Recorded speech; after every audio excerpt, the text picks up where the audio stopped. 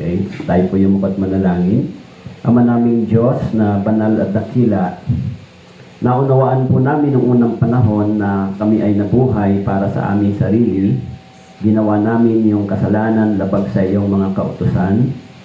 At naunawaan namin na dapat na kami ay haharap sa hukuman ng Diyos at sa hatol ng Diyos dahil sa marami naming pagsuway. Subalit salamat sa pag-ibig po ninyo sa amin sa pamamagitan ng inyong buktong na anak ng aming Panginoong Hesus nang siya'y namatay doon sa cross. Dumanak ang kanyang dugo upang ang lahat ng aming mga kasalanan ay mapatawad at matubos. Salamat po, Panginoon, sa iyong dakilang pag-ibig. Sinabi po ninyo sa inyong salita, ipinakita po ninyo at pinatunayan ang inyong pag-ibig sa amin nang kami ay makasalanan pa. Si Jesucristo ay namatay para sa amin. At nang kami ay sumampalataya sa iyo, ibinibilang niyo po kami bilang inyong anak. Mula doon sa walang hanggang kapahamakan, dinadala niyo po kami ngayon sa buhay na walang hanggan. Kaya ngayong araw, narito po kami sa inyong harapan, nag-aaral ng salita ng Diyos. Tulungan niyo po ang mga nakikinig na lumago po sila sa kaalaman, tumibay ang kanilang pananampalataya, mapagtagumpayan ang mga alok ng sanlibutan ito. Kaya tulungan niyo po kami sa araw na ito. Pakilagay po ninyo ang salita sa bibig ng inyong lingkod. Maraming salamat po. Ito po ang aming dalangin sa pangalan ni Jesus. Amen. Po. So, kung may Bible kayo, buksan po natin sa Proverbs chapter 1. Kung wala naman po ay meron po dito sa screen. Okay? Beginning verse 23. Okay? Hanggang sa mga sumusunod po. Okay? Babasahin po natin. 3 to 1. Sa aking saway ay bumaling kayo. Narito, ibubuhos ko ang aking espiritu sa inyo. Ang mga salita ko'y ipapaalam ko sa inyo. Sapagkat ako'y tumawag at kayo'y tumanggi, iniunat ko ang aking kamay at walang nakinig. At dahil ang lahat kong payo ay winala ninyong saysay, ayaw ninyong tanggapin ang aking saway. Ako naman ay tatawa sa iyong kapahamakan. Ako'y manunuya kapag ang takot sa iyo ay dumating. Kapag ang takot ay dumating sa inyo na parang bagyo, at ang inyong kapahamakan ay dumating na parang ipo-ipo, kapag ang hirap at hapis ay dumating sa inyo, kung magkagayon tatawag sila sa akin, ngunit hindi ako sasagot. Hahanapin nila akong mabuti, ngunit hindi nila ako matatagpuan, sapagkat kinamuhian nila ang kaalaman at hindi pinili ang takot sa Panginoon. Ayaw nila sa aking payo, hinamak nila ang lahat kong pagsaway. Kaya't kakainin nila ang bunga ng kanilang sariling lakad at mabubusog sa kanilang sariling pakana. Sapagkat ang pagkaligaw ang pumapatay sa walang alam at ang pagsasawalang bahala ang sumisira sa hangal. Ngunit ang nakikinig sa aking salita ay tatahang tiwasay at papanatag na walang takot at kasamaan. Po? So ito pong talatang ito ay sinulat ni Haring Solomon. Okay? Kilala niyo po ba si Haring Solomon? Isa sa pinaka-matalinong hari sa kasaysayan ng Biblia. Okay. Nagbigay siya ng mga proverbs o mga aral patungkol sa practical na pamumuhay ng tao. Ang tawag po dito ay instruction o rebuking o pagsaway ng Diyos sa tao. Okay? Actually, yung salitang saway, salitang disiplina ay may kaugnayan sa pagitan ng ama at ng anak. Tama po? Ginagamit natin yung ganitong salita. Katulad sa harapan ng Diyos. Okay? Sa Bible, sabi po, doon po sa Roma chapter 3, bago tayo nagkaroon ng kaugnayan sa Panginoon bilang anak, ang sabi po ng Bible, una, ang sabi po nito, yamang ang lahat ay nagkasala. Tama po? Ito yung unang kalagayan natin. Okay? Ang sabi ng Biblia, ang lahat ay nagkasala. Okay?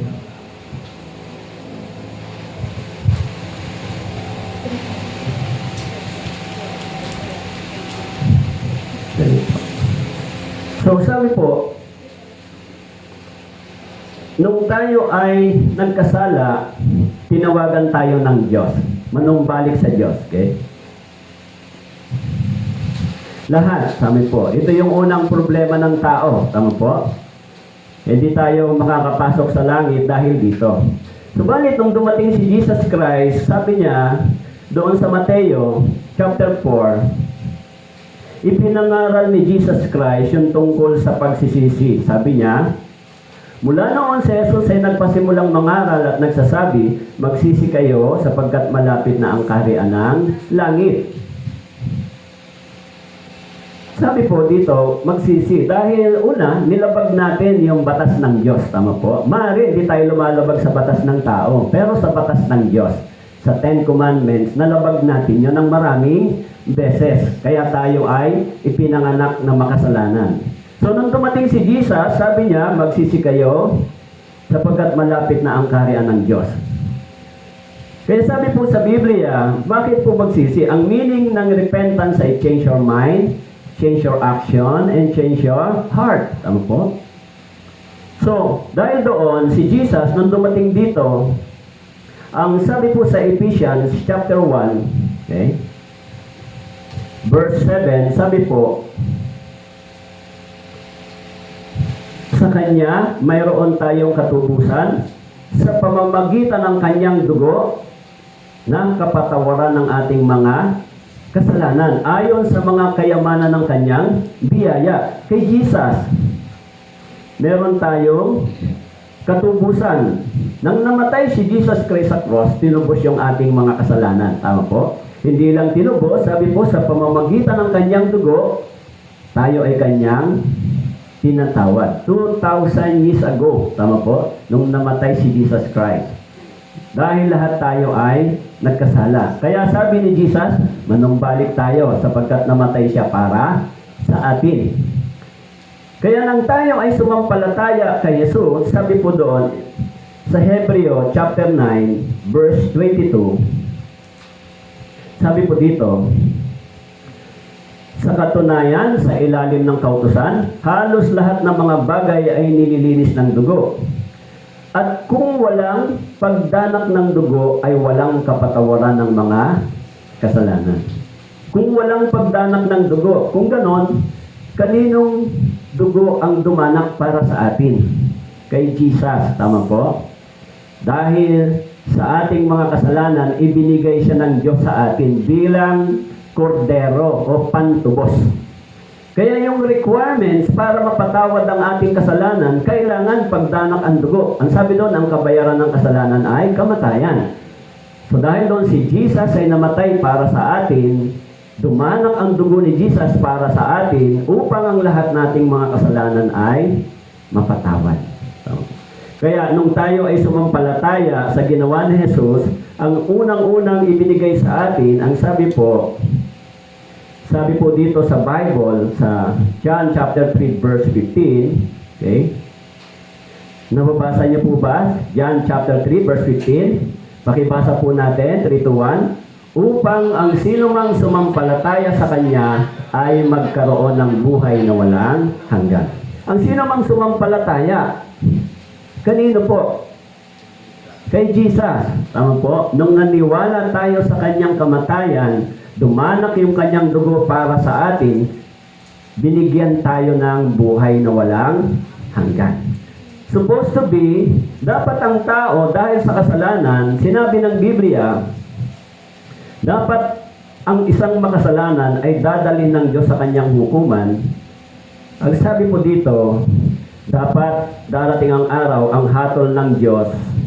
Huwag ninyong katakutan ng pumapatay ng katawan, ngunit hindi nakakapatay ng kaluluwa. Kundi katakutan niyo siyang makakapuksa ng kaluluwa at ng katawan sa impyerno.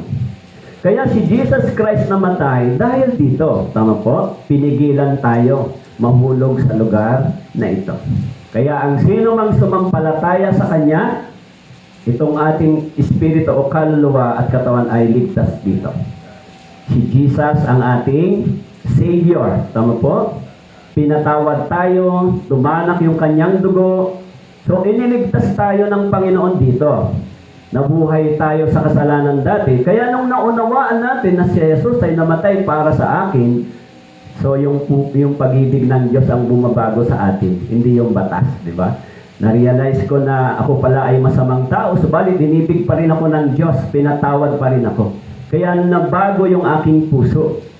Naunawaan ko na yung pag-ibig ng Diyos, ang sabi po sa Romans chapter 5 verse 8, pinatunayan ng Diyos yung kanyang pag-ibig sa atin. Samantalang nung tayo'y makasalanan pa, si Kristo Jesus ay namatay para sa iyo at sa akin. Mahirap ibigay yung buhay, di ba? Pero si Jesus nagawa niya yon. Maging sa pinakamasamang tao, binigay niya yung buhay niya. Tama po? Bakit po? Ayaw ng Panginoon tayo mahulog dito. Tama po. Kaya nang sumampalataya tayo, nagkaroon tayo ng buhay na walang hanggan. Kanino? Kay Jesus. 2,000 years nung siya ay namatay. Hindi lang yon, sabi po, binigyan tayo ng buhay na walang hanggan. At ang sabi po doon sa Galatia chapter 3, verse 26,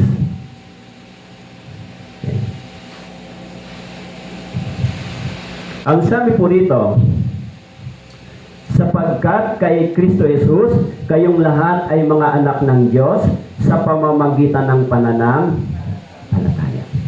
Nung tayo ay sumampalataya kay Jesus, binigyan tayo ng buhay na walang hanggan. Naniwala tayo na siya ay namatay, dumanak ang kanyang dugo, binigay niya yung buhay niya sa atin. 2,000 years ago, hindi pa tayo tao. Ngayon, nung narinig natin yung mensahe ngayon, naniwala tayo, sumampalataya tayo kay Jesus, pinatawad tayo, binigyan tayo ng buhay na walang hanggan, at nang tayo ay sumampalataya sa Kanya, itinuring tayong anak ng Diyos.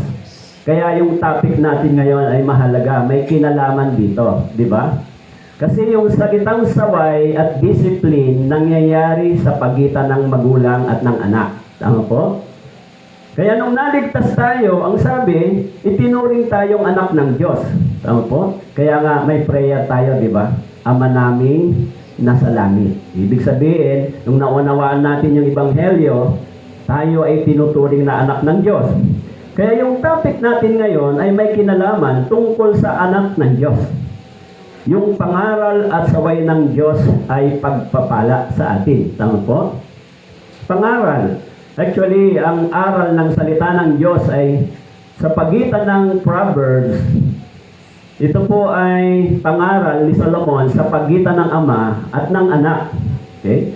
Kaya, tignan po natin kung ano ang matututunan po natin dito. Yung salitang instruction. Okay?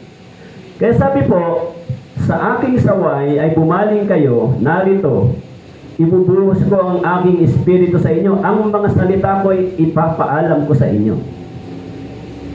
Mahalaga po ito. Tama po? Yung mga magulang, pag ang anak natin ay mali ang ginagawa, sinasaway natin sila, di ba? Ay mali yan.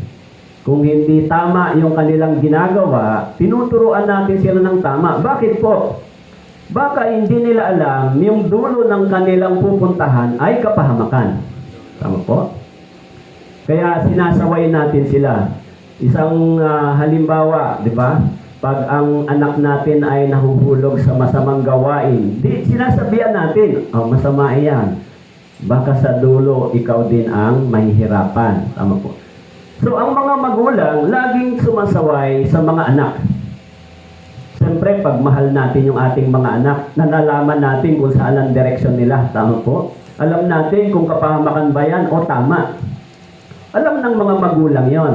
Yung Diyos, ganun din. Nung itinuring tayong anak, kung tayo ay liliko ng direksyon, sinasaway din tayo ng Diyos. Tama po? Kaya sabi po sa Biblia,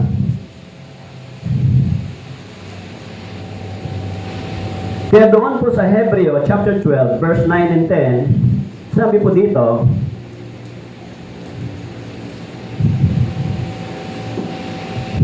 bukod dito, tayo'y nagkaroon ng ama. Saan daw po? Sa laman. Yung biological parents natin. Tama po? Yun yung ating ama at nanay sa laman. Upang tayo daw ay ano? Disiplinahin. O kaya pag tayo, mga bata, pag dinidisiplina kayo, tinutuwid kayo ng magulang nyo. Hindi yan sa ikapapahamak ninyo. Tama po? Bakit po? Normal sa magulang ang protektahan ng kanyang anak. Normal po yun. Yun yung instinct ng parents sa pagmamahal sa mga anak. Lahat nga, minsan kahit hindi sumusunod, binibigay yung lahat ng kailangan. Pero yung pag-ibig kasi ng magulang ay unconditional sa anak. Tama po. Kaya, yung ginagawa ng ama at ng anak o ng magulang sa anak ay darating ang araw, walang bayad, di ba? Sabi nga, lahat advice, aral sa college, support lahat, libre. Walang bayad yon sa magulang. Someday, walang bayad. Tama po? Hindi sinisingil ng magulang sapagkat yon ay bunga ng pag-ibig ng isang magulang. Tama po. So, meron tayong magulang sa laman. Pero sabi ng Biblia, hindi ba dapat na tayo'y lalong pasakop sa Ama ng mga espiritu upang tayo'y mabuhay? Sa Diyos. Bakit po? Sapagkat ang Diyos ay espiritu. Tama po? Sige po. Ito po may bakante pa dito. Sapagkat ang Diyos ay espiritu. Tama po? Sabi sa Bible, sa John chapter 4, ang Diyos ay espiritu. Okay po? Kaya meron tayong ama sa espiritual nating pagkatao. Dahil meron tayong tinuring tayong anak, sabi sa Biblia. Hindi ba? Binasa ko kanina. Sabi po dito, sabi po doon sa Galatians chapter 3, verse 26. So, nang tayo ay sumampalataya, sabi, sapagkat kay Kristo Jesus, kayong lahat ay mga anak ng Diyos. So, ang Diyos ay espiritu. Tama po? Kaya, siya ang ating ama sa spiritual nating pagkatao. Kung gano'n, nung tayo ay naging anak ng Diyos, sinasaway tayo minsan ng Diyos. Okay? Kaya sabi ng Bible, sa aking saway, bumaling kayo. Ibubuhos ko ang aking espiritu sa inyo. Ang mga salita ko ay daw po? Ipapaalam ko sa inyo. Parang, halimbawa po, ako may kapatid na kamamatay pa lang nung pangalawa sa panganay. Tama po. Ito ay katotohanan, di ba?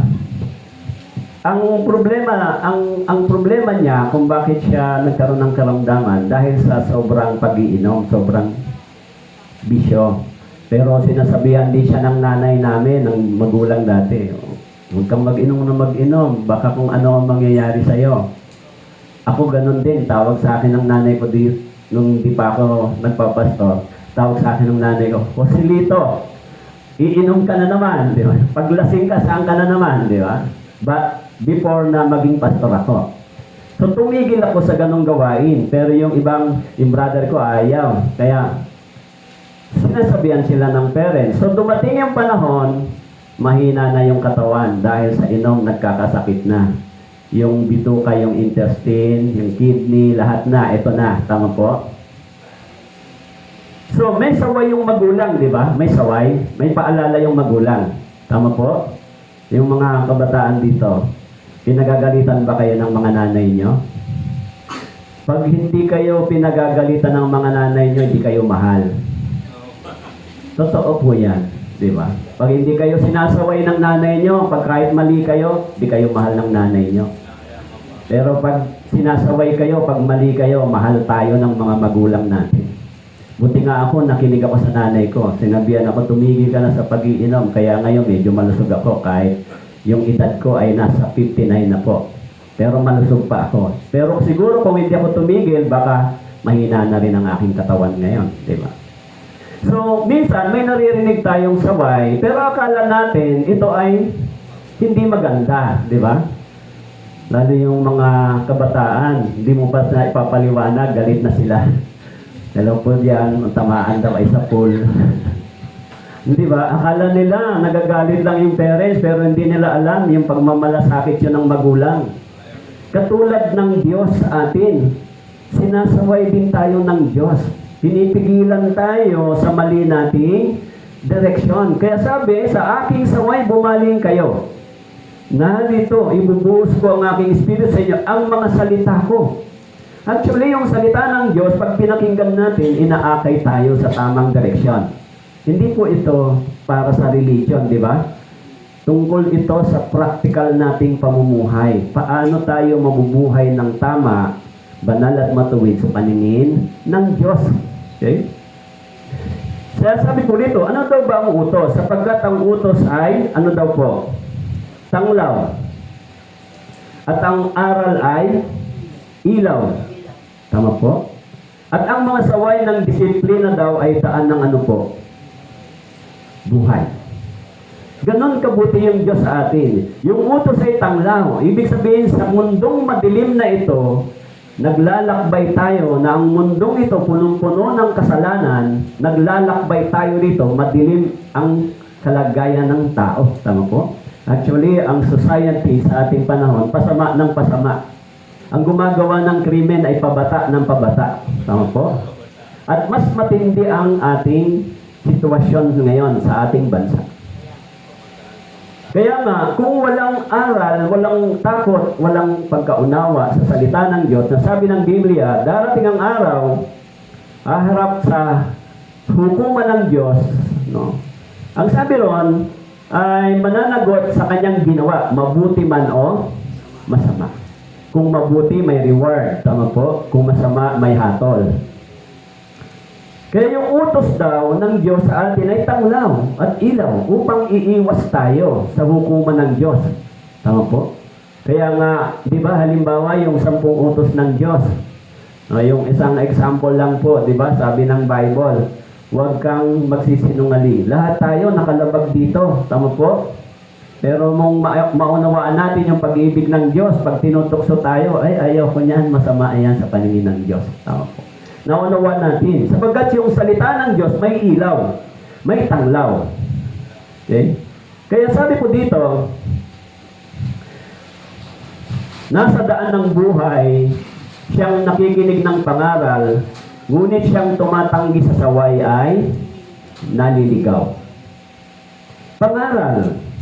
Ito yung pangaral ng magulang natin. Magulang sa laman at magulang sa espiritu. Tama po.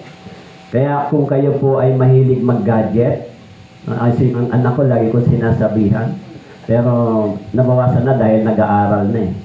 Alam nyo, may mga nakikita ako sa YouTube, yung mga sobrang pag-gadget, dumating ang time, nanginginig yung mga bata at nangingisay na lang bigla. Doon na sila na-addict sa technology dahil yung epekto ng radiation sa katawan ng tao ay hindi maganda. So kaya dapat paggamit ng gadget ay discipline, di ba? Madisiplina tayo. Hindi na natin maiwasan yan, pero kailangan discipline, di ba? Kaya sabi po, may pangaral. Kasi lahat ng bagay na magawa natin na hindi tama, laging mayroong consequence sa dulo. Tama po? Kung matalino tayo, hindi natin naabusuhin yan. Tama po? Ay, teka. Although mag-i-enjoy ako dyan, pero hindi kailangang dyan lang ako mabuhay. Kasi masisira yung ating katawan. Kaya sabi, nasa daan yan nakikinig ng pangaral, ngunit siyang tumatanggi sa saway ay naliligaw. Nasabi niya na ho ba minsan yung salitang, ayan, sinabi ko sa iyo eh. Nasabi niya na ho ba yan? Ayaw mo kasing makinig eh. Sinabi ko na sa iyo eh. Tama po? Alam niyo na kung anong ibig sabihin nun, di ba? Ayaw mong saway, tumatanggi ka, di ba? Tapos, nandun na yung consequence, sasabihin sa'yo, ayan, ayaw mo kasing makinig eh, di ba? Sinabi ko na sa'yo. Oh. Minsan nangyayari po yan, tama po. Bakit po? Dahil tumatanggi ang tao dito. So, mabuti kung yung consequence, may iwasan pa natin. Ang problema, kung yung effect ay hindi mo na mababago. Katulad po sa church. Ito lagi kong binabanggit sa mga youth, sa mga kabataan. Sa 30 years na ako sa ganitong pagtuturo. Sa dami ko ng experience. Marami ako nakitang mga kabataan, pag hindi sila sumusunod sa aral ng salita ng Diyos, lalo na tungkol sa boyfriend and girlfriend. Hello, nandyan po kayo. Pag maaga kayo nakapag-asawa, hindi pa kayo handa, kawawa yung buhay nyo, di ba? Kawawa, hindi pa nakapagtapos, hindi pa handa, papasok na sa pagpapamilya. Kawawa yung buhay. Minsan, umaasa lang sa mga magulang. Tapos pagbata pa, hindi pa handa sa malaking responsibility. Di ba? Bakit? Mare, sinasabihan, ayaw mong makinig. Tama po? Tumatanggi ka. Pero nung nandyan na yung nangyari, may bunga na, may baby na, ayun na yung effect sa maagang paghawak sa malaking responsibility and yet you're not prepared. Diba? Ano ang mangyayari? Takbo sa nanay, sa tatay. Kawawa yung nanay at tatay. That is the reality. Kaya may tamang panahon di ba? Kaya sabi ng Bible, minsan tayo ay tinuturuan ng magulang, tinuturuan din tayo ng Diyos. Sabi nito, ang saway, ito ay saway ng Diyos sa atin para hindi tayo maligaw. Hindi po ito tungkol sa religion, tungkol ito sa practical nating pamumuhay araw-araw, kung paano tayo nabubuhay sa sanlibutang ito. Kaya sabi po ni Solomon, ang umiibig sa pangaral ay umiibig sa kaalaman. Ngunit ang namumuhi sa saway, itinuturing daw siya ng Diyos na isang hangal. Ang ibig sabihin ng hangal, wala kang kaalaman tungkol sa katwiran at kaayusan galing sa Diyos. Kaya yung mga bata, pag hindi sila marunong sumunod sa magulang, alam nyo, pag hindi po kayo sumusunod sa magulang nyo, papunta po kayo doon sa kapahamakan. Bakit po? Walang magulang na gustong hilahin ng anak sa mali. So, sabi po sa Bible, sa Ephesians chapter 6, may promise ang Diyos sa mga batang masunurin. May promise. Sabi po dito, mga anak, sundin ninyo ang inyong mga magulang sa Panginoon sapagkat ito'y matuwid.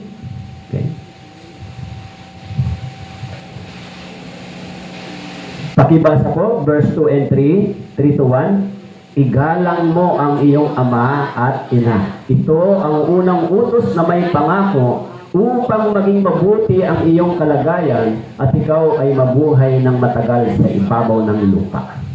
Ito yung promise ng Diyos sa atin. Tama po? Ang sabi, igalang mo ang iyong ama at ina. Ganon din yung Diyos sa langit. Dapat tayong may takot sa Kanya. Igalang natin ang Diyos at the same time, igalang natin yung mga parents. Tama po?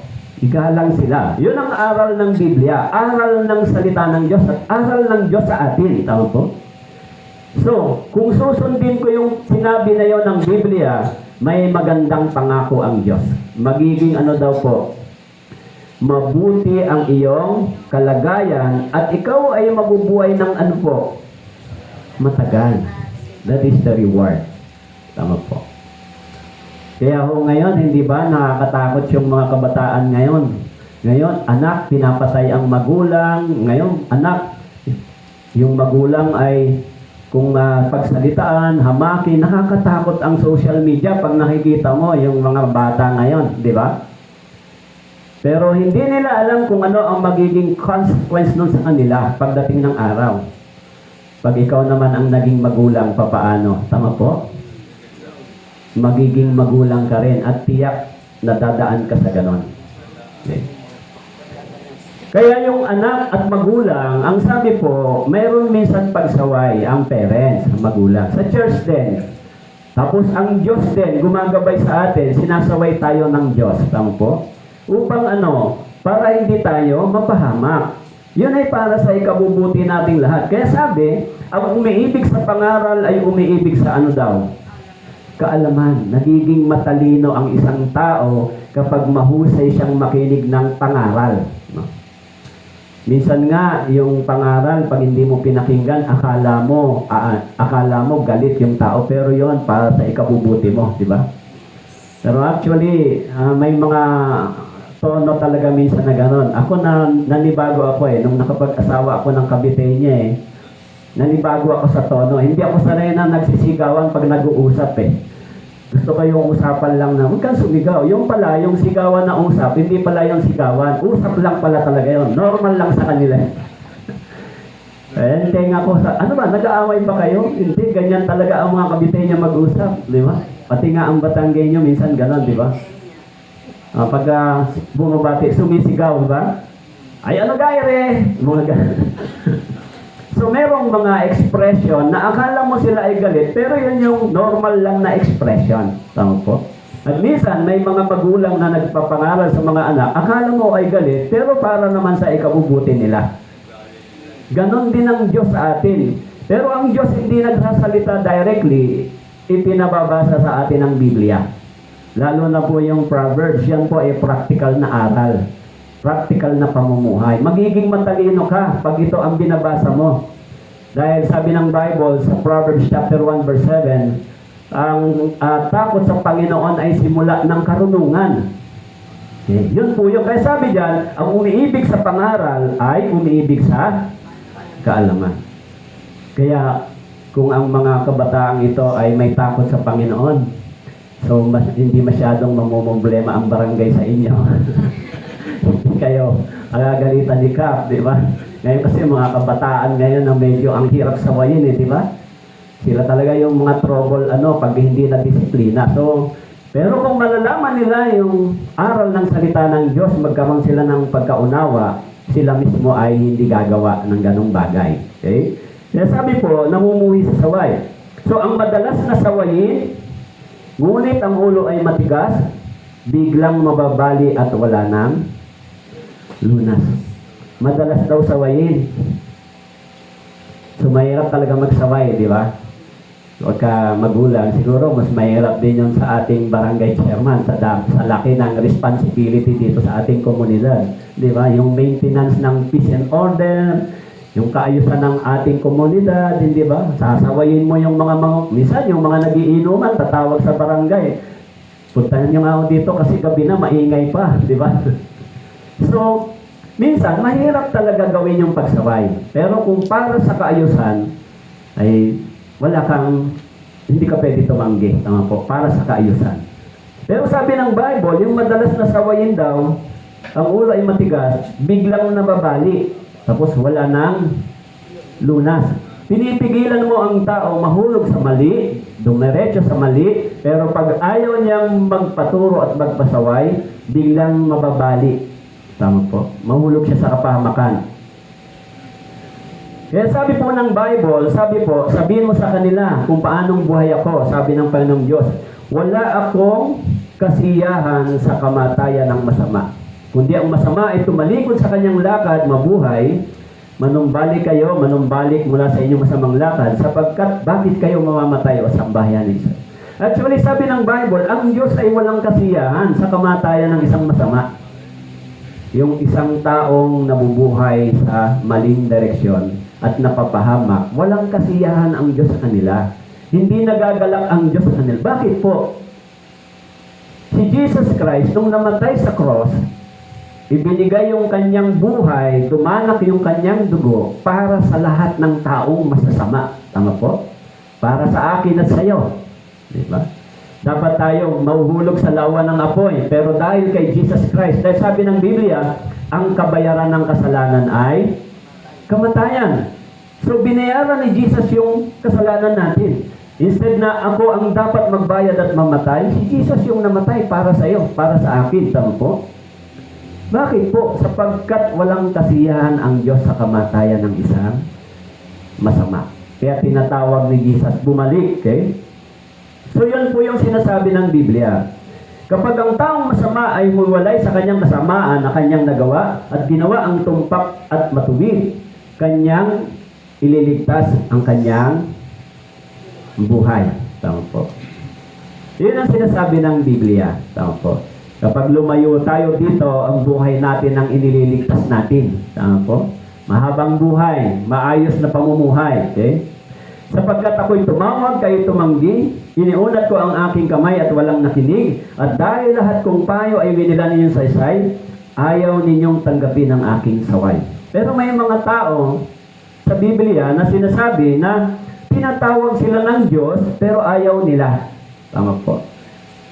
Binibigyan sila ng aral, ayaw nilang tanggapin yung payo at aral ng salita ng Diyos.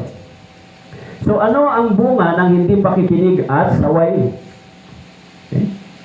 Una, sabi po sa Biblia, nang ang bansang Israel hindi sila nakinig at sumunod, sabi ng Biblia, itatadhana ko kayo sa tabak. Kayong lahat ay yuyuko sa katayan. Sapagkat nang ako'y tumawag, kayo hindi sumagot. Nang ako'y magsalita, kayo hindi nakinig. Kundi inyong ginawa ang masama sa aking paningin at inyong pinili ang di ko kinaluluguran. Ano ba yung hindi kinalulugaran ng Diyos? Sa bansang Israel, nung tumalikod sila sa Diyos, hindi nalugod ang Diyos. Nung ginawa nila yung hindi matuwid na bagay na dapat ay matuwid, yung ginawa nila yung mali, sa halip ay dapat ay tama, hindi naging kaluguran sa paningin ng Diyos. Tama po? Tayo, bilang mga tinubos at pinatawad na nananampalataya sa dugo ng Panginoon, ligtas na tayo. Nung naniwala tayo kay Kristo, tinuturuan tayo mabuhay kung paano tayo mabubuhay bilang mga iniligtas ng ating Panginoon. Dapat mahulog tayo sa lawa ng apoy. Haharap tayo sa hukuman ng Diyos. Kasi sinabi ng Biblia, sabi po doon sa Hebreo, okay? Sa Hebreo chapter 9, sabi po,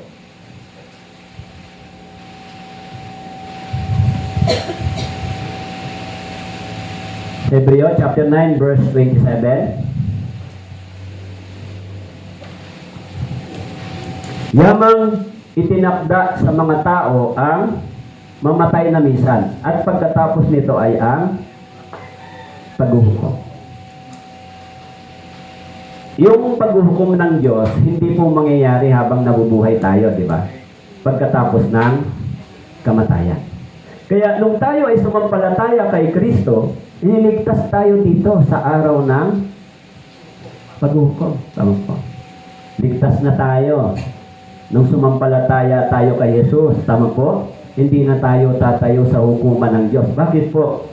Yung hatol para sa iyo, kinuha ni Jesus Christ. Tama po?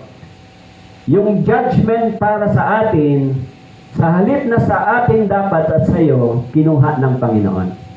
Siya ang tumanggap ng hatol para sa atin. Kaya si Jesus nagdusa at namatay doon sa cross para sa atin. Yun yung judgment ng Diyos sa sin, instead na sa akin dapat. Tama po? Kaya sa pagdating ng paghukom, hindi na tayo haharap sa isang hukom. Dahil tayo ay tumanggap na ng biyaya. Tama po?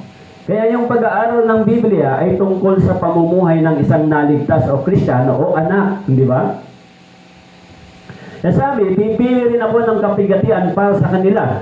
Dadalang ko sila ng takot ng kanilang taas. Sapagat nang ako'y tumawag, walang sumagot. Nang ako'y magsalita ay hindi sila nakinig, kundi sila'y gumawa sa aking panginingin ng kasamaan at pinili ang hindi ko kinaluluguran. Nung tumawag ang Diyos, di ba? Manumbali kayo sa akin. Magsisi kayo, sabi ng Biblia. Talikuran yung kasalanan. Nung tumawag ang Diyos, tumawag, namatay na si Jesus Christ para sa iyo. Ayaw pa rin ng tao, tinatawagan ng Diyos. Kaya sabi ng Biblia, pipili ako ng kapigatian para sa kanila. Yung Diyos mismo. Okay? Ngayon, sapagkat inyong ginawa ang lahat ng bagay na ito, sabi ng Panginoon, ako'y magsalita sa inyo na bumabangong maaga, nagsasalita ay hindi kayo nakinig, at nang tawagin ko kayo, hindi kayo sumagot. Diba? Parang ganito. Alam mo naman na mahuhulog siya sa dulo. Hoy, bumalik ka, halika dito, bumalik ka. Hindi, ayaw mo niyang makinig. Hindi niya alam na sa dulo nun ay bangin. Tama po. Nung tinawag siya, ayaw niyang sumagot. Okay? Hindi siya nakinig. Kaya tunay na makikitungo na may puot ang aking mata, ay hindi magpapatawad o mahabag man ako. Bagaman sila'y manangis sa aking pandinig ng malakas na tinig, hindi ko sila papakinggan. Bakit po hindi sila papakinggan? Sapagkat hindi rin sila nakikinig sa salita ng Diyos. So sabi ng Biblia, sabi ng Diyos, ayaw mo akong pakinggan, hindi rin kita papakinggan. Tama po. Hindi sasagot ang Diyos. Okay? Kaya sabi po, yung resulta, kung ang tao ay hindi siya sumusunod sa saway ng Diyos, sabi po, ito po ang sabi, ako naman ay tatawa sa inyong kapahamakan, ako'y manunuya kapag ang takot sa inyo ay dumating, kapag ang takot ay dumating sa inyo na parang bagyo, at ang inyong kapahamakan ay dumating na parang ipo-ipo, kapag ang hirap at hapis ay dumating sa inyo, hindi makikinig ang Diyos. Tama po. Ayaw ng Diyos. Bakit po? Sapagkat nang tinatawag ng Diyos, ayaw makinig. Tama po. Ayaw tanggapin yung aral at saway ng Diyos. Tama po. Tayo, sinasaway tayo ng Diyos, hindi ba? Kung sinasaway tayo ng mga magulang natin, bilang mga magulang natin sa laman, tayo din ay sinasaway ng ating Ama na nasa langit. Tama po. Kaya kapag gagawa tayo ng mali, mararamdaman natin yung fear, hindi ba? Ay, wag yan, mali yan. No? Pero nung wala pa yung conviction ng Holy Spirit sa atin, ang kasalanan, wala tayong takot. Tama po, sige lang. Pero once na nilabag mo yung utos ng salita ng Diyos, laging mayroong consequence. Tama po? Minsan mabigat yung disiplina ng Diyos. Tama po? Sabi po ng Biblia, minsan may pagsaway ang Diyos sa atin, di ba? Ako, nung araw, bago ako maging pastor o mag-church, nanginginom ako, may bishop. Pero nung nasa church na, tumigil na ako. Kasi ang nasa isip ko, ayoko ng palo ng Diyos. Ayoko ng saway ng Diyos. Pag hindi kasi ako sumunod, di ba? Minsan yung mga magulang, pag hindi sumunod ang anak, minsan, di ba, may disiplina. Kaya never na ginawa kong muli yun. Bakit po? Hindi sa tao ako natatakot sa Diyos. Hanggang ngayon, di ba? Kaya kung kayo ay naniniwala sa Ebanghelyo, sa saway ng Diyos at nilabag niyan, may disiplina ang Diyos sa atin. Minsan. Okay? So, sabi po, humayo kayo at dumaing sa mga Diyos na inyong pinili. Hayaang nilagtas kayo sa panahon ng inyong kapigatian. Eh, yung mga tao sa lumang tipan, sinabihan sila ng Diyos, meron kayong Diyos na pinili, doon kayo pumunta. Di ba? So, sabi, hayaang iniligtas kayo sa panahon ng inyong kapigatian. This is small letter, di ba? Kung capital letter yan ay God, tama po? But this is idolatry. Tama? Doon sila lumudulog sa mga idols nila. Kaya sabi ng Diyos, hayaang iligtas kayo nila kung maliligtas kayo. Tama po. Kaya sabi, siya na nakaupo sa kalangitan ay tumatawa at ang Panginoon ay kumukutya sa kanila. So, dito ko nga nalaman na ang Diyos minsan ay ngumingiti. Tinitignan niya yung isang taong masama na ayaw magtiwala sa Kanya. Instead na sa Kanya umasa at magtiwala, gumagawa sa Kanyang sarili. So, tinatawanan lang siya ng Diyos. Diba? Anong magagawa mo bilang isang lupa at alabok? Tama po? Kaya sabi, ang Panginoon ay kumukutya sa kanila. Diba? Instead na dapat sa Diyos tayo tumawag, umasa, lumapit, wag sa ating sarili, wag sa anumang bagay na meron tayo dahil sometimes yung mga bagay sa atin ay biglang naglalaho. Tama po. Kaya sabi po, kung ang tao ay hindi tumitingin, umaasa sa Diyos, tinatawanan lang siya ng Diyos. Di ba? Nakatingin lang ang Diyos sa Kanya. Kaya sabi ng Bible, ang Diyos ay nagmamasid lang sa atin. Sabi po doon sa Awit chapter 33, okay, ang Diyos ay nakamasid. Okay? Sa aklat ng mga awit,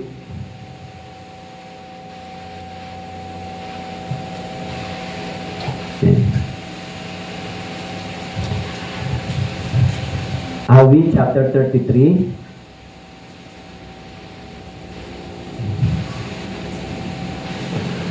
sa verse 15, verse 13 hanggang 15, sabi po dito, mula sa langit, ang Panginoon ay nakatanaw. Tama po? Lahat ng anak ng mga tao ay Kanyang minamasdan. Mula sa Kanyang dakong tahanan ay nakatingin siya sa lahat ng naninirahan sa lupa. Siya na sa mga puso nilang latay muhugi, sa lahat nilang mga gawa ay nagmamasid. Tama po? Nakamasid lang ang Diyos sa atin. Tama po? At sabi po, siya ay nakatingin. tapos minamastan lang niya tayo. Kaya pag sinabi, hindi ako nakikita ng nanay at tatay ko, don't worry, nakikita ka naman ng Diyos. Di ba? Kahit hindi tayo nakikita ng tao, sabi ng Biblia, ang Diyos ay nagmamasid lang sa atin.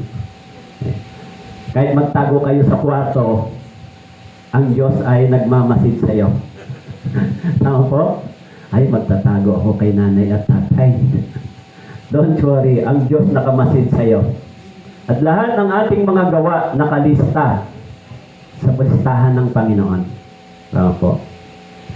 Kaya bilang mga tao na nakaunawa ng biyaya ng Diyos, piliin natin dapat yung tama at aral ng Biblia. Okay? Dadalhin tayo sa mabuting direksyon. Kaya ngunit pinagtatawa ng Panginoon ng masama sapagkat kanya nakikita na dumarating ang araw niya. Yung taong masama, ayaw niyang piliin yung tama, yung matuwid. Wala siyang takot sa Diyos. Kaya ang sabi po, nakikita ng Diyos na dumarating ang araw niya. Tama po. Kaya ho, pag nagkaroon kayo ng tunay na pagkaunawa kung sino ang Diyos, maunawaan niyo kung gaano kadakila ang pag-ibig ng Diyos, lagi niyong sasabihin ng pasalamat sa Diyos. Lagi kayong magpapasalamat. So, dahil pinigilan niya tayo mahulog sa walang hanggang kapahamakan. Tama po. Kaya, yun yung biyaya ng Diyos sa atin. Okay? So, sabi po, kung magkagayon, tatawag sila sa akin, ngunit hindi ako sasagot. Hahanapin nila akong mabuti, ngunit hindi nila ako matatagpuan. Ito yung resulta, no, ng panalangin ng isang tao, dahil sabi ng Biblia, doon po sa John, okay? Sa John chapter 9, okay? Verse 31, ang sabi po, alam nating hindi pinapakinggan ng Diyos ang mga makasalanan. Subalit kung ang sino man ay sumasamba sa Diyos, gumaganap ng kanyang kalooban, ito ang kanyang pinapakinggan. Sabi po, alam nating hindi pinapakinggan ng Diyos ang mga makasalanan.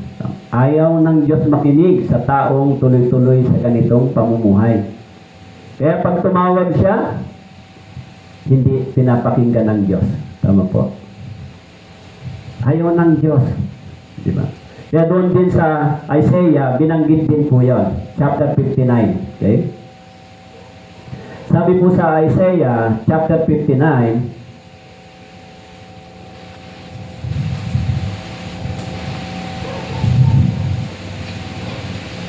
sabi po rito,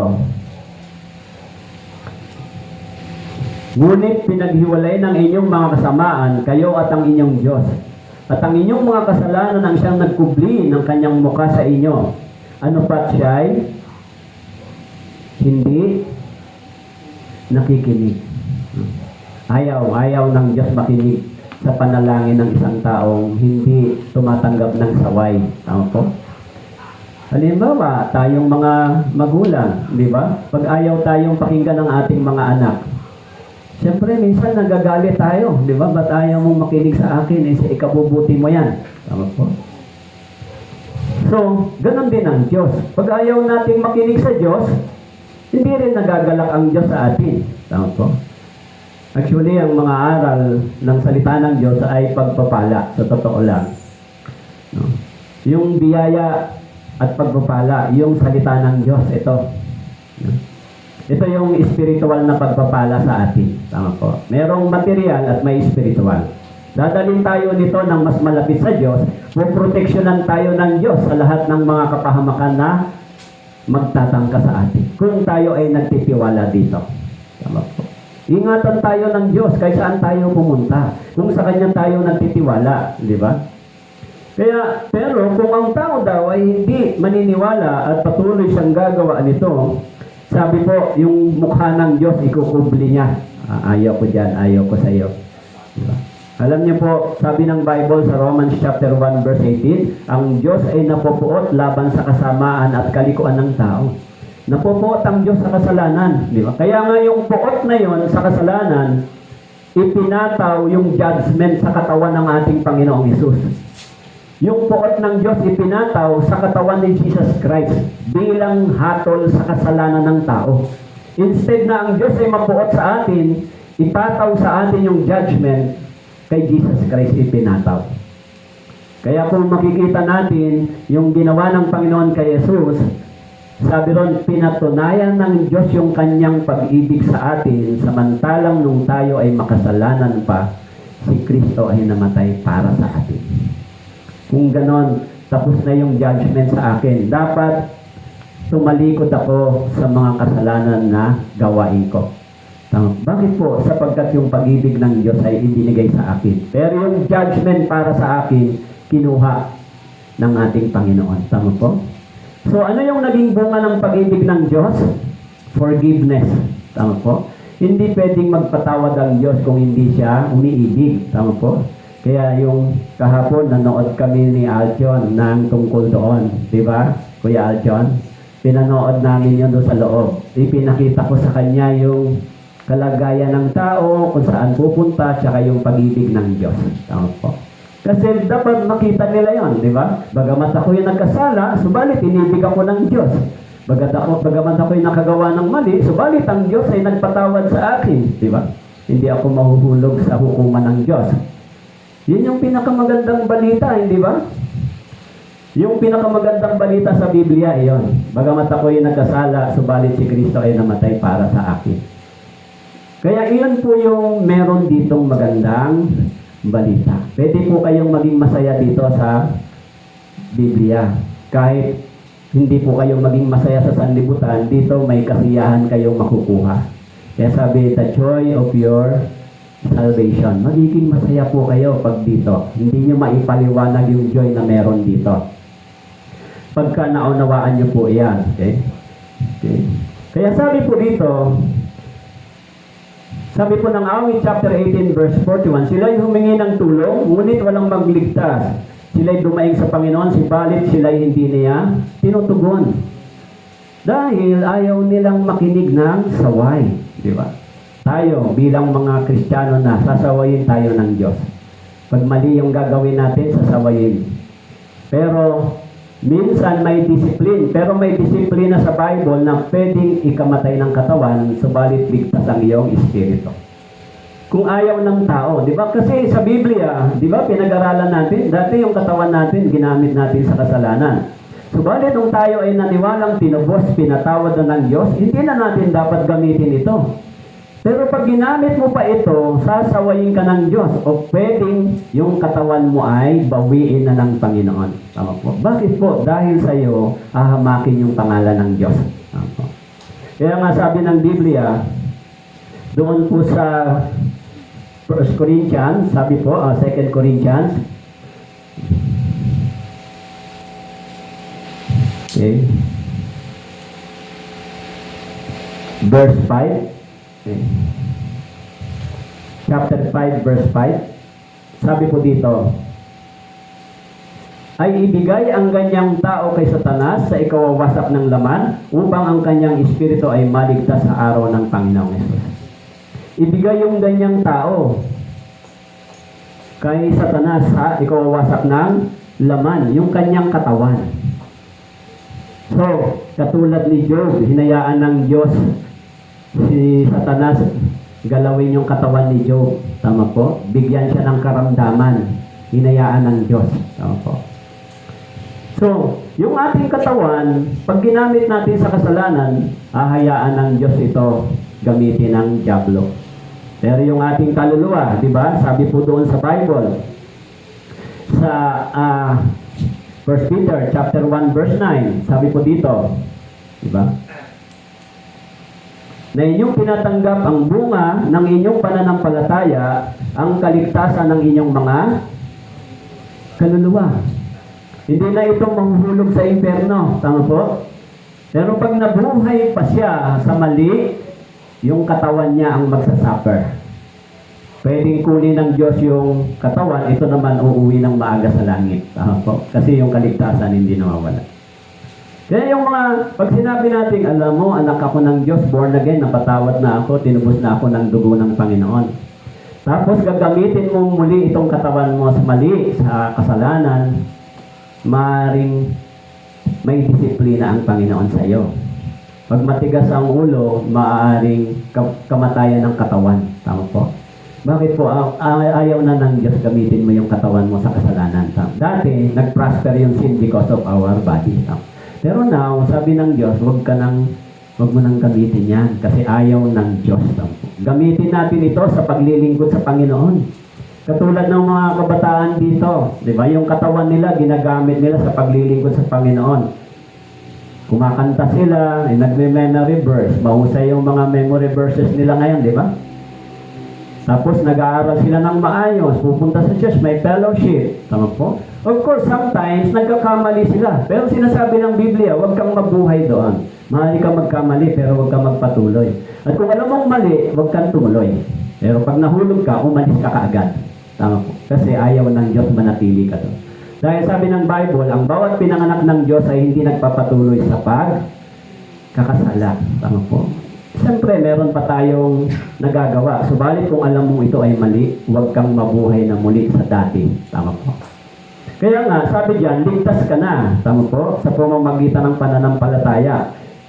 Pero kung hindi ka susunod, kahit humingi ka ng tulong sa Diyos, hindi siya tutugon sa iyo. Dahil yung kasalanan ang nagiging hadlang. Ayaw ng Diyos. Okay? Kapag iniulat ang inyong mga kamay, ikukumpli ko ang aking mga mata sa inyo. Kahit na marami ang inyong panalangin, hindi ako makikinig.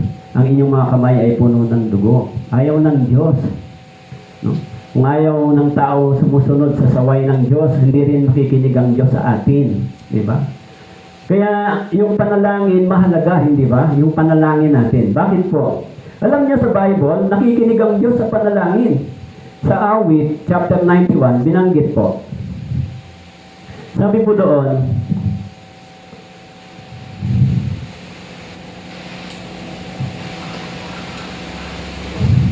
yan, chapter 91, verse 15. Nababasa niyo po ba? Pwede pong pakibasa, 3 to 1. Siya'y tatawag sa akin at sasagutin ko siya. Ako'y magiging kasama niya sa kabalisaan, sasagutin ko siya at pararangalan ko siya. Pag tumawag tayo sa Diyos, sasagutin tayo. Tama po. Kaya nga, kung nakikinig tayo sa saway, sa aral ng Biblia at pinamumuhay natin ito, na pag inalok tayo ng kasalanan na ay pasensya na, sorry, di ba? Huwag tayong sumama. Pag inihila tayo, huwag tayong sumama. Pasensya na, may Diyos na nakatingin sa akin. Tama po. Pero pag nahulog ka, umalis ka kaagad dahil ayaw ng Diyos manatili ka doon. So, kung gano'n ang puso mo sa Panginoon na ayaw mo talaga ng gano'n at yun din ang ayaw ng Diyos, pag tumawag ka sa Panginoon, sasagot siya. Tama po. Hindi mo kailangan ng kahit na ano po. Sabi ng Bible, sabi ni Jesus, pag gusto mong manalangin, pumasok ka sa loob ng kwarto, sa room, ikaw ang mag-isa. Manalangin ka ng taimtim sa Diyos. Ang Diyos ay nangungusap sa iyong puso. Tama po. Sasagutin ng Diyos yung panalangin mo. Kaya sabi diyan, tatawag sa akin at sasagutin ko siya. Ako'y magiging kasama niya, sasagitin ko siya. Saan po? Sa kapahamakan. No? Kung tayo ay mapapahamak, puproteksyonan tayo ng Diyos. Tama po? Iingatan tayo ng Diyos. Bakit po? Sabagat ang sabi doon, tayo ay nagtitiwala sa Kanya tayo umaasa. Okay po? Kaya yun ang gawain ng Diyos. Yung ginagawa ng Diyos sa atin ay para sa ating ikabubuti. Pag sinasaway tayo ng Biblia, ang ibig sabihin, sinasaway tayo ng Diyos. Dahil sabi ng Biblia, sabi ni Jesus, ako at ang Ama ay iisa. Yung salita ng Diyos, salita ni Jesus ay salita ng Diyos. Tama po? Hindi po iba yon. Yung salita ni Jesus dito, salita ng Diyos. Yung aral. Di po? Sabi po dito, kaya't ganito ang sabi ng Panginoon, narito magdadala ako sa kanila ng kasamaan na hindi nila matatakasan, bagaman sila'y dumaing sa akin, hindi ko sila papakinggan. Kapag ang tao ay hindi nakikinig sa saway ng Diyos, hindi rin sila pagpakinggan ng Diyos. Tama po. Yun ang kondisyon ng Diyos. Pag sumunod ka sa akin, pagpapalain kita. Pero pag hindi naman, ay may sumpa sa iyo. Tama po, sabi ng Biblia. Kung ayaw mong sundin ito, so ikaw ang may consequence. Okay? Sa iyo pupunta yung kapalit. Kaya sabi, nangyari na kung paano siya tumawag, hindi sila nakikinig. Kaya nang sila tumawag, hindi ako nakinig, sabi ng Panginoon ng mga hukbo. Sabi nangyari, kung paano siya tumawag, hindi sila nakinig. Kaya nang sila'y tumawag, hindi ako nakinig. Tama po? Nung tinawag ng Diyos sila, bumalik sa Panginoon. Diba? Iiwan yung maling gawain, hindi sila nakinig. At nung dumating yung kapahamakan sa kanila, tumawag sila sa Diyos, hindi rin nakinig ang Diyos sa kanila. Tama po? Ayaw mo akong pakinggan, hindi rin kita papakinggan. Bakit po? Yan yung relasyon ng ng isang yung tinatawag na father tsaka son. Tama po? Father and son. Tayo, children of God. Ginagamit po kasi yung salitang son sa Bible sa lahat dahil walang gender ang spiritual na pagkatao natin. Sa physical lang meron. Tama po? Kaya general term yung son o children of God. Tama po? Sa spiritual nating pagkatao, iisa lang. Tama po? Eh sabi diyan, tinatawag tayo bilang anak. Anak, halika dito, bumalik ka. Ay, ayaw ko, di ba? Kaya yung mga bata na hindi sumusunod, pag tinatawag, papunta sila saan? Sa landas ng kapahamakan. Mayroon pa bang mas mabuti kaysa rito? Hindi, alam nyo, ang na-discover ko simula nung nabasa ko ang Biblia, ang tao, kahit na anong sama, hindi kayang baguhin ng tao. Pero ang tao, kahit na anong sama, kayang baguhin ng kapangyarihan ng salita ng Diyos. Ito ang bumago sa akin. Sa totoo lang, kung pagdating po talaga noong araw, hindi ko ma-realize kung paano nabago yung heart, yung puso mo, di ba? Binago yung puso natin ng salita ng Diyos. Isa lang ang natatandaan ko kung bakit nagbago tayo. Nagbago, yung pag-ibig ng Diyos. Yung pag-ibig ng Diyos na walang kondisyon. Yung marirealize ko na dapat pala noon, Panginoon, papunta ako sa ganito, kundi pala dahil sa iyo, dapat mapapahamak ako. Pero na-realize mo yung pag-ibig ng Diyos. Yun ang bumago sa ating puso para pumili ng tamang direksyon. Tama po? Kaya sabi, sapagkat kinamuhian nila ang kalaman at hindi pinili ang takot sa Panginoon, ayaw nila sa aking payo, hinahamak nila ang aking pagsaway. No? Sabi po, yung tao daw ayaw nila ng kaalaman galing sa Diyos. Hindi pinili ang takot sa Panginoon. No? Dapat meron tayong takot. Sabi ng Bible, yung pagkatakot sa Panginoon ay simula ng karunungan. Dapat yung mga kabataan, meron kayong takot sa Panginoon. Dapat meron tayong lahat, di ba? Kasi kung meron tayong takot sa Panginoon, iniisip pa lang natin yung mali, meron na tayong fear. Tama po? Ay, teka, baka hindi ito tama, di ba? Iingatan nyo yung inyong sarili. Pero sabi, ayaw nila sa aking payo, hinahamak nila yung lahat kong pagsaway. Ito, hinahamak ng tao yung Biblia. Tama po? Ayaw nilang saway ng Diyos. Ayaw nila yung biyaya at pagpapala ng Diyos. Actually, sabi ng Biblia, kapag ikaw ay susunod at makikinig, ang sabi ng Panginoon, pagpapalain kita. Ako. Promise po yun ng Diyos. Condition po yun sa mga anak niya. Di ba? Kayo din naman, di ba, yung mga magulang dito, pag ang mga anak niyo masunurin at responsible, mabait, ano bang ginagawa niyo? Pinapalo niyo ba?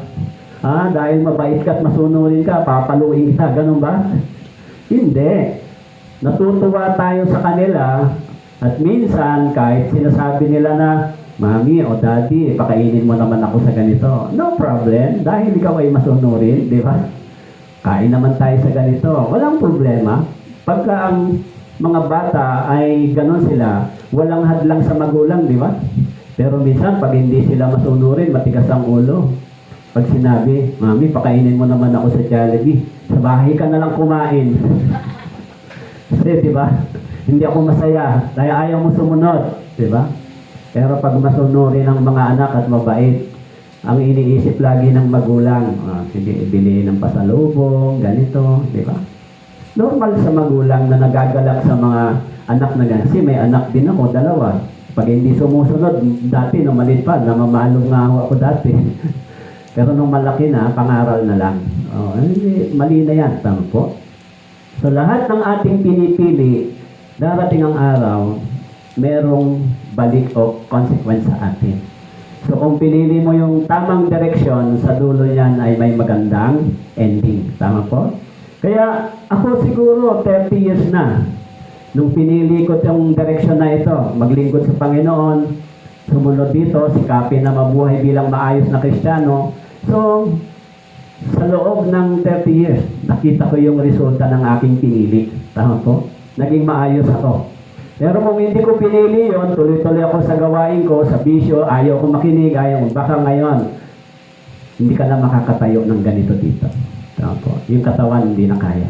Yung mga bata na ayaw nila ng saway, ayaw nila ng araw na ito, maaari sila magtagumpay sa sanlibutan, pero darating ang araw, magtatagumpay sila, magiging arrogante sila, magiging mapagmataas sila, magiging hindi nila igagalang yung mga parents, yung pagka meron na silang trabaho, pag may kakayanan na sila, mawawala yung kanilang paggalang, pagmamahal at pagsunod. Pag sila ay malalakas na. Tama. Bakit po? Hindi sila naturuan at natakot sa Diyos. Tama. So pag gano'n ang sitwasyon, mahirap ng turuan. Tama. Kaya sa church, sinuhubog yung pagkatao natin. Ugali, pananaw, pag-iisip, pananalita. Tinuturuan tayo ng Diyos. Tama po. Sinasaway tayo pag mali. So kung sumusunod tayo, mayroon tayong biyaya. Araw-araw, may pagpapala. Tama po. Masaya yung ating puso. Kaya sabi, kung ayaw nilang sumunod, sabi po, may ending. Sa Proverbs chapter 1 verse 31, pakibasa po. Kaya kakainin nila ang bunga ng kanilang sariling lakad at mabubusog sa kanilang sariling mga pa. So ito, kung ano ang iyong pinili at sinimulan, nasa dulo yung nasa dulo yung consequence, di ba? So kung matalino tayo sa aral ng Biblia, hindi ito, mali. Anong kahihignan ko dito sa dulo? Meron pong isang real story na inalagaan po ako nung nasa church. May inalagaan ako na isang tao. Alam niyo po, totoo po yan. Isa siyang napakatalinong tao. Nung nag-exam siya sa seaman, top notcher siya. Tapos naging isa siyang second siya sa pinakamataas sa barko. Ang sweldo niya napakalaki. 500,000 pataas sweldo niya. Isang barko, isang sakay niya, milyon kinikita niya. Tapos, nung nahulog siya sa bisyo, nahulog siya sa sugal, sa bisyo, tuwing bumababa siya ng barko, dahil maraming pera, hindi pa siya Kristiyano. Nahulog siya sa bisyo. Totoo po yun. Yun yung story niyang kinukwento sa akin, pero namatay na po siya eh. So, sabi niya, nung siya po ay kumikita ng malaking pera, pumupunta siya diyan sa Tagaytay, sa casino. Pag bumababa siya, ang dala niyang pera ay isang patalo, 100,000. Tapos dumating yung panahon, nahulog din siya sa bisyo. Nung nawala na sa kanya yon, napunta siya sa church. No? So sa church, napunta siya. Yung kalagayan niya, mahirap na yung sitwasyon niya. So, inalagaan siya sa church, tinuruan siya, tapos sabi niya, naunawaan niya yung biyaya ng Diyos na naligtas siya. Totoong story po yun. Inalagaan ko siya, sabi ko, sige, dito. Pero wag ka nang bumalik sa bisyo mo. Tumira pa siya sa church. So, naging maayos na siya, naka-recover siya, inalagaan sa counseling. Nung maayos na, sabi ko sa kanya, kasi may kilala ako sa Subic, kasi nga, nasa seaman siya, merong gawaan ng barko sa Subic, sabi ko sa kanya, doon ka pumunta, may trabaho, tinulungan siya doon maka-apply ng trabaho. Pero bago siya umalis, kinausap ko siyang maigi. Sabi ko, brother, pag hindi ka naging seryoso dyan sa buhay mo na natagpuan mo, 2 lang o 3 lang pwede mong puntahan. Pag hindi ka pa nagpakaseryoso, una, sabi ko, pwedeng kulungan. Pangalawa, ospital. Pangatlo, sementeryo. Pag di ka pa seryoso siya.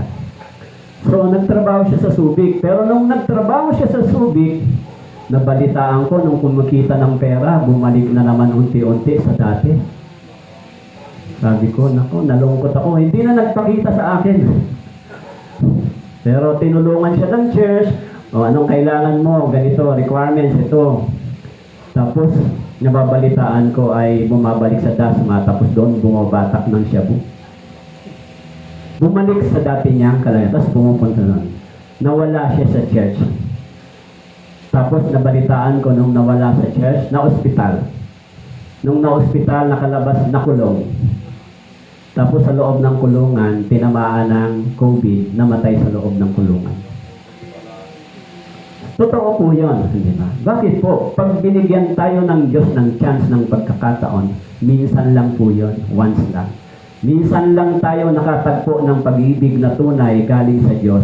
Kailangan natin itong ingatan at pahalagahan. Sino ang pwedeng tumanggap sa iyo sa dami ng ginawa mong mali? Kung marami tayong kasalanan ginawa sa Diyos, tatanggapin pa ba tayo ng Diyos kung walang pag-ibig ang Diyos? Baka sabihin ng Diyos, sa dami ng kasalanan mong ginawa, dapat punta ka na sa impyerno. Pero hindi ganon. Binigyan siya ng chance, di ba? Naunawaan niya yung dugo ni Kristo, pinatawad, magbagong buhay ka na, di ba? Lumayo ka na. Pero hindi niya yun ginrap, di ba? Nangyari po yun ng totoong istorya. Kaya, minsan lang tayo binigyan ng Diyos ng chance. Seryoso ang Diyos sa atin, di ba? Seryoso ang Diyos sa atin. Kaya pag sinaway tayo ng Panginoon, dapat tayong makinig. Tama po? Kaya sabi po dito sa Galatians chapter 6 verse 7, huwag kayong padaya. Ang Diyos ay hindi maaaring lokohin. Sapagkat ang anumang iniasip ng tao ay siya rin naman niyang aanihin. Ganun po ang Diyos. Pag sinunod natin ng Diyos, pagpapalain tayo ng Diyos. Pag natakot tayo sa Panginoon, ibibigay niya sa atin yung buhay, pagpapalain tayo. Yung ating sambahayan ay iingatan ng Diyos. Pero pag hindi natin ginawa iyon, lalo na kung dahil sa atin ay hahamakin ang pangalan ng Diyos, hindi magugustuhan ng Diyos. Tama. Kaya may mga kabataan sa church na nakapasok sila sa church, na-realize na nila yung kabutihan ng Diyos. Tapos babalik sila sa dati, sabi ng Biblia, magiging mas masama yung kalagayan nila sa dati. Nakakatakot po yung ganung buhay. Alam nyo, nakakatakot yung ganung pamumuhay na yung palo ng Diyos, hindi ba? Nakakatakot. Okay? So sabi, ang Diyos, huwag tayong padaya. Ang Diyos ay hindi natin pwedeng lokohin. Tama po? Sapagkat ang pagkaligaw ang pumapatay sa walang alam at ang pagsasawalang bahala ang sumisira sa hanay. Kaya nga doon po sa Bible, doon po sa Hebreo, okay? Sabi po dito, sa chapter 12, beginning verse 5. Okay po. Nakalimutan na ninyo ang pangaral na sinasabi sa inyo bilang mga anak. Ito po yung ligtas, anak. Anak ko, huwag mong ipagwalang bahala ang disiplina ng Panginoon. Huwag kang manlulupaypay kung ikaw ay sinasaway niya. Sapagkat dinidisiplina ng Panginoon ang kanyang minamahal at pinarurusahan ng bawat itinuturing na anak.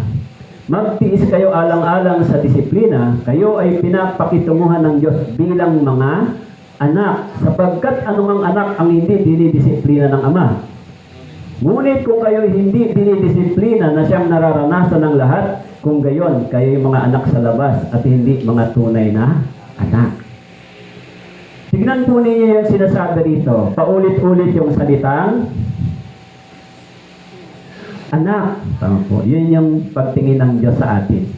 Bilang anak. Tama po. Siguro, pag naging anak kayo ng presidente, siguro, proud na proud tayo, di ba? Ay, anak ako ng presidente. Si Eva, naging anak ni Cap. Masaya ba si Cap? Si di ba? Pag anak ka ng gantaong leader at kilala, may impact sa iyon, di ba? Pero dito, paano kung ikaw ay naging anak? ng Diyos. Tama po? Naging anak ng Diyos sa pamamagitan ng pananampalataya kay Kristo Jesus. Proud ka ba maging anak ng Diyos? Yung iba, sabi nila, yabang mo naman, anak ka ng Diyos. Eh, yun sinabi ng Biblia di ba? Nung si Jesus ay namatay sa cross, di ba? Dumanak ang dugo ni Kristo, naniwala ako sa kanya sumampalataya, itinuring akong anak ng Diyos. Tama po? Hindi ko naman sinabing, Lord, anak mo na lang ako ikaw na lang tatay ko. Hindi naman tatanggapin ng Diyos yun, di ba? Hindi pwede. Kailangan kilalanin mo si Jesus bilang Panginoon mo tagapagligtas. Tama po? At siya ang tumubos at nagbayad ng kasalanan mo. Sumampalataya ka kay Jesus at ang resulta, kikilalanin ka ng Ama bilang anak. Yun ang Bible. Tama po? Yan, nung tayo ay naging anak, sabi dito, dinidisiplina tayo ng Panginoon. Tapos, sinasaway niya tayo. Kasi kahit na born again ka na, ligtas ka na, pwede ka paggagawa ng mali. Tama po? Pero kung gagawa ka ng mali, sinasaway ka na ng Diyos. Wag yan, mali yan.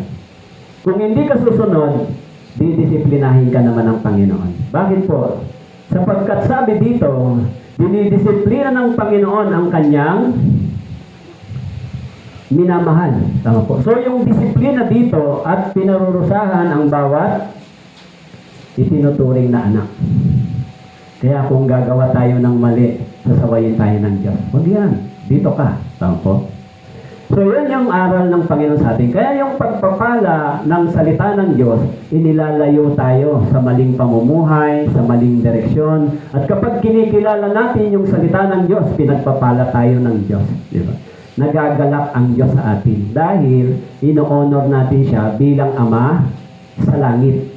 Ino-honor din natin yung mga parents natin sa lupa, i-honor din natin yung parents natin sa langit. Diba? Kaya nga yung panalangin, Ama naming nasa langit. Tama po? So, kaya ginagawa ng Diyos yun. Yun ang ginagawa ng Diyos. Kaya sabi, ito po yung mahalaga. Ano po ang turing sa'yo ng Diyos? Anak. Kaya, itinuturing kang anak ng Diyos. Minsan ganun yung iba. Itinuturing ko ng anak yan Di ba? Yung Diyos, ganun po ang pagtingin sa atin. Kaya, kung maintindihan natin, ganito ako kamahal ng Diyos. Tama po? Sabi, magtiis kayo alang-alang sa disiplina, kayo ay pinapakitunguhan ng Diyos bilang mga anak, sapagkat anong ang anak ang hindi dinidisiplina ng Ama. Kaya, makikita nyo, pag may nagsabing born again, tapos gumawa ng hindi tama, may physical discipline sometimes ang Diyos.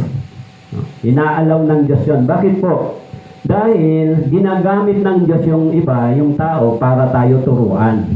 Katulad sa bansang Israel, nang sila ay sumuway at tumalikod, ginamit ng Diyos yung mga hintil na bansa para sila pahirapan at parusahan. Ginamit ng Diyos yung bansang Romano, yung mga Iran o Persia, yung Babylonia. Ginamit ng Diyos yun para ang bansang Israel ay disiplinahin at parusahan. Bakit po? Dahil ibinigay sa kanila yung batas, yung salita ng Diyos, kanilang tinalikuran. So, tinawag ng Diyos yung mga Babylonian soldier para wasakin yung bansang Israel bilang disiplina sa kanila. Ginagamit ng Diyos yun. Bakit po? Sapagkat ayaw ng Diyos na sila ay mapahamak. Kaya yung pagdurusa nila ay pagdisiplina ng Diyos sa kanila. Yung parusa. Kaya sabi doon, pinarurusahan ang bawat itinuturing na anak. So may tanong ako, gusto nyo ba disiplina? Gusto nyo disiplina? Ha? Siyempre ayaw natin. Tama po? O kung ayaw natin disiplina, sunod tayo. Tama po? Pag gusto mo disiplina, huwag ka sumunod. Tama po? Pero mas maganda na lang walang disiplina. Kaya nung pinalalaki ko yung mga anak ko, ang kondisyon ko, anong gusto, salita o palo bago sumunod? Ay, salita na lang, daddy. O sige, wala nang palo, di ba? Mas mabilis di ba? No? Anong gusto, palo o sa salita? Di ba? Pwede naman sa salita, di ba? Sumunod ka na lang sa salita. Pero pag ayaw minsan sumunod, paluin mo para sumunod, di ba? So, biblical naman yun sa Biblia. Kaya sabi, pinarurusahan ng bawat tinuturing na anak. Kaya pagka may nakita po kayong ganon, yung nangyayari sa kanila ay minsan pagtutuwid ng Diyos. Tama po. Kasi sabi mo na nakilala mo na ang Panginoon, binago ka na, naunawaan mo na yung biyaya, tapos ganyan ang gagawin mo. So, didisiplinahin ka talaga ng Diyos. Bakit po? Kasi hinahamak ng tao ang pangalan ng Diyos dahil sa iyo. So, hindi nagagalak ang Diyos. Okay? Kaya sabi po doon, may pagsaway ang Diyos sa atin. Okay? Kaya sabi po, dito, ngunit siyang nagkakasala laban sa akin ay sarili niya ang sinasaktan. Lahat ng namumuhi sa akin ay umiibig sa kamatayan. So, siyang nagkakasala sa akin. Sino po ito? Ito po yung Diyos, di ba? Tama po? Yung namumuhi sa salita ng Diyos, aral ng Diyos, sabi dito, sarili niya yung sinasaktan niya. Papunta siya roon sa kapahamakan. Okay? Sabi ng salita ng Diyos, sa kamatayan. Okay? Kaya, kung meron tayong karunungan, ma-realize natin ito. Tama po. Hello, nandiyan pa ho kayo? Naintindihan niyo po? Importante po yan. Yan ay para sa pagpapalang salita sa atin. Gabay sa atin, gabay. Guide sa atin ang salita ng Diyos. Hindi tayo mapapahamak yan. Tama po? Kaya sabi diyan, pag-ingatan yung wag itakwil ang nagsasalita. Sapagkat kung hindi nakatakas ang mga nagtakwil sa nagbabala sa kanila sa lupa, lalo pa tayo kung tatalikuran natin ang nagbabala buhat sa langit. So dito sa lupa, merong nagbababala, di ba? Tama po? Alam niyo ba yung salitang nagbababala? O pagka may bagyo, may balita, lumikas na sa matataas na lugar, nagbababala na ang mga tao. Pero meron ding babala ang Diyos. Sabi rito, kung tatalikuran natin ang nagbabala buhat sa langit, meron ding mensahe galing sa langit, nagbababala, nagbibigay ng warning. Huwag kang dumiretso diyan sapagkat anong naghihintay sa iyo? Pag hindi mo pinakinggan ang babala ng langit, merong kapalit someday. Sabi ng Biblia, naghihintay po sa kabilang buhay ang alin? Ito po yung naghihintay sa kabilang buhay. Kung ayaw mong makinig sa babala ng Diyos. Tama po. Kung ayaw mong maniwala na si Kristo ay namatay para sa iyo, pinatawad ka na, tapos na. Kung ayaw mo yan tanggapin, kilalanin, tuloy-tuloy ka sa kasalanan, naghihintay po ito sa tao. Tama po? Ito ang babala ng Diyos. Now, pagpadating ang bagyo, may babala din ng tao. Lumikas na kayo sa mga mabababang lugar. Tama po? Pero yung paparating na hukuman ng Diyos, ng judgment, lumikas na sa mga matataas na lugar pala, pumunta kayo sa mataas na lugar. So, pagka pati ng bagyo, at least, di ba? Bago dumating yung malaking baha, nakalikas na. Ito rin, bago dumating yung araw ng paghuhukom ng Diyos, nagbigay siya ng babala. Tama po? Kaya nga ho, ngayon, binibigyan tayo ng Diyos ng babala. Tama po? Kaya sa talikuran natin ang nagbabala sa langit, mas mahirap po. So, ang taong mapurol ay hindi nakakaalam, hindi ito maunawaan ng hangal. Okay? Bagamat parang damo na ang masama ay lumilitaw at umuunlad, ang mga gumagawa ng kasamaan, sila ay nakatalaga sa pagkawasak magpakilanman. Babala ng Diyos yun sa atin. Tampo? So, pakibasa po, ngunit, ang nakikinig sa akin ay tatahang tiwasay at papanatag na walang takot sa kasamaan. So, kung nakikinig tayo sa Diyos, meron pong kapanatagan sa ating puso. Tama po? Bibigyan tayo ng kapayapaan ng Diyos. Sapagkat ang nakatagpo sa akin ay nakatagpo ng buhay at biyaya mula sa Panginoon ay kanyang makakamtan. Tama po? Yun yung biyaya ng Diyos kung tayo nakikinig. Sapagkat sa pamamagitan ko ay dadami ang iyong mga araw at ang mga taon ng iyong buhay ay madaragdagan. So ito po yung regalo ng Diyos sa atin kapag nakikinig tayo. Tama po? At sabi po, sa takot ang Panginoon, tayo magtitiwalang matibay at ang kanyang mga anak ay magkakaroon ng kanlungan. Di po? So, ang ganda lang po. Kaya, sana naintindihan natin yung mensahe. Ang pangaral sa way ng salita ng Diyos ay pagpapala para sa atin. Tama po? Kaya, sana mabuhay tayo ng ayon sa salita ng Diyos. So, magsikap lang tayo. Okay po? So, tayo po yung manalangin. Ama naming Diyos, nagpapasalamat po kami sa iyong salita. Salamat po sa dakilang biyaya sa lahat ng mga nakinig sa araw na ito. ilagay niyo po sa kanilang puso ang iyong salita upang ito ay magbigay sa amin ng karunungan. Maraming salamat po. Ito po ang aming dalangin sa pangalan ni Jesus. Amen. Okay, thank you very much po.